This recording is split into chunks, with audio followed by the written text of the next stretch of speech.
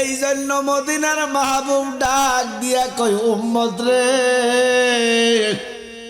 যারা বেশি বেশি দুরূদ শরীফ পড়বা, দুরূদ দিয়া জীবনটা রাঙ্গাইবা, দুরূদ দিয়া জীবন সাজাইবারে উম্মত।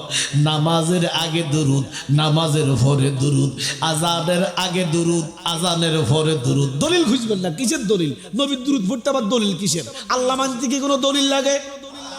আল্লাহ মানতে যেইভাবে কোনো দলিল লাগে না, নবীর দুরূদ পড়তে নবী মানতে কোনো দলিল সুন্নিরা যাচাই করে না।